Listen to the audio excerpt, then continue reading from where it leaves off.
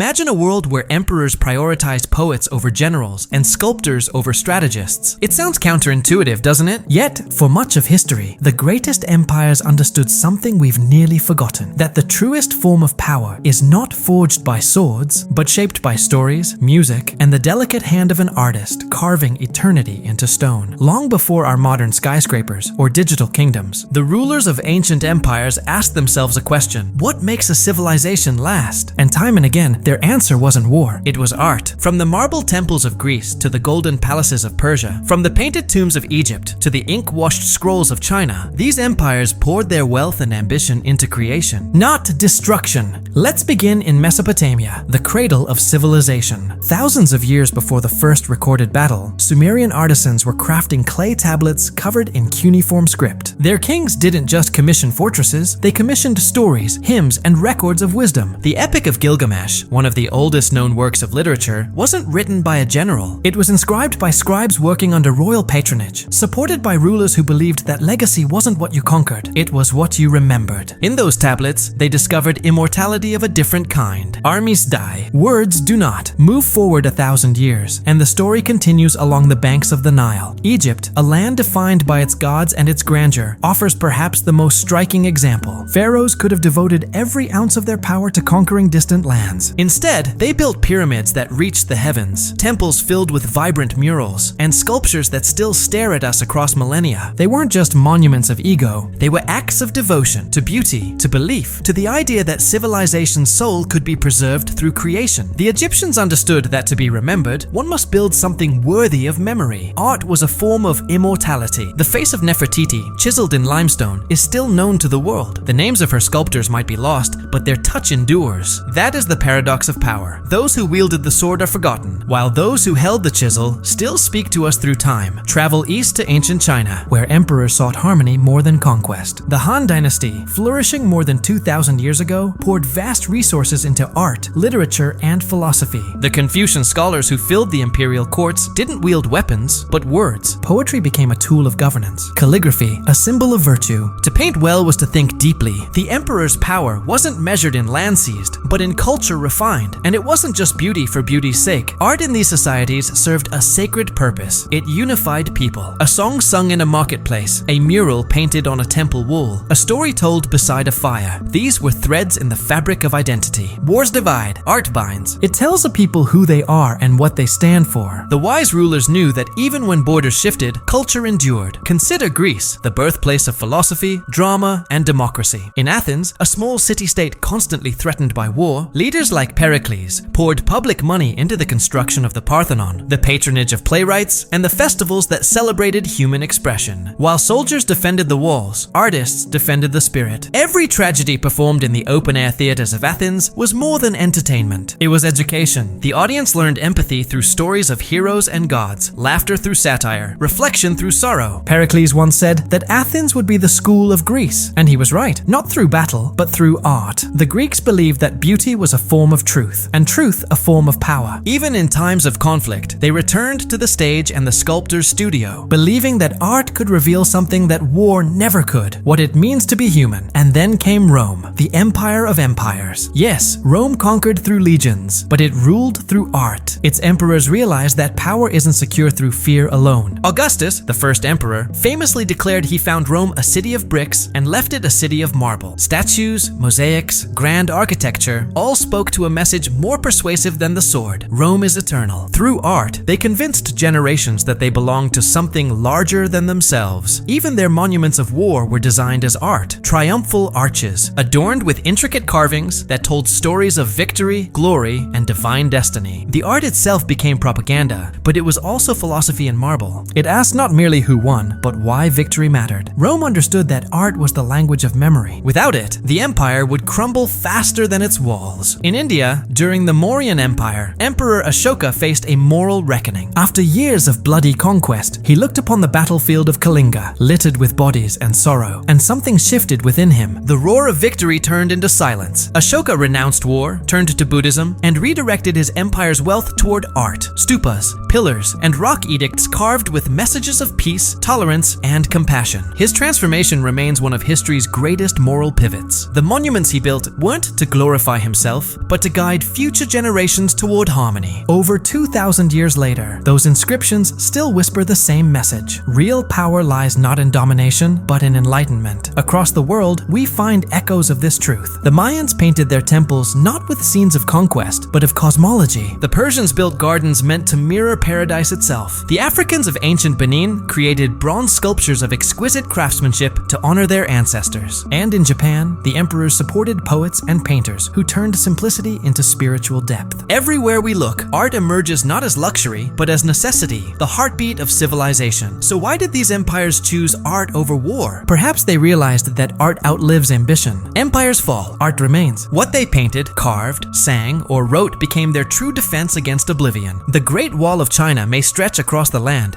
but it is the poems of Li Bai that stretch across the centuries. There's also a deeper, more human reason. Art allows reflection. It forces a civilization to ask, what are we fighting for? When the swords are drawn, the world grows loud. When the paintbrush moves, the soul grows quiet. Ancient leaders understood that a nation without beauty is a nation without meaning. They invested in temples and theaters, not just because they could, but because they must. For beauty feeds the spirit of a people. And perhaps they also understood that fear can control, but beauty can inspire. A soldier may obey, but an artist can awaken. A great poem can move hearts long after armies have turned to dust. The rulers who recognized this didn't just build empires, they built legacies of imagination. Of course, not all ancient leaders were peaceful. Many built their empires through conquest, but even the fiercest warriors sought redemption through art. After centuries of Mongol invasion, the rulers of the Mughal Empire brought a golden age of culture to India, blending Persian, Indian, and Islamic influences into breathtaking architecture like the Taj Mahal. Built not as a symbol of power, but of love, it remains one of humanity's greatest creations. Think about that. The most recognizable monument of an empire is not a fortress or a battlefield, but a tomb carved by devotion. Art has always been the way empires healed their wounds. When the fighting stopped, creation began. After war came reflection, and through reflection came beauty. The scars of history were softened by the hands of painters, poets, and builders. They told the stories of grief and glory alike, ensuring that even suffering found purpose in expression. And in that, there is a moral for us, for our world that still spends more on destruction than creation. Ancient empires remind us that greatness isn't measured by the might of armies, but by the depth of imagination. The Colosseums, the cathedrals, the sculptures, the songs, they are all messages sent forward through time, saying, we were here and we dreamed. If history has taught us anything, it's that art is the only true form of immortality. The pyramids still rise against the desert sun. The frescoes of Pompeii still whisper from beneath the ash. The verses of Homer still echo in classrooms. Thousands of years after the fall of Troy, the empires themselves may be gone, their borders erased, their banners forgotten, but their art endures. So when we look back on these ancient worlds, we realize something profound. Their true wars were not fought with weapons, but with time. Their victories were not against enemies, but against oblivion. And in that battle, art was their greatest weapon. Every brushstroke, every chisel mark, every verse was a declaration.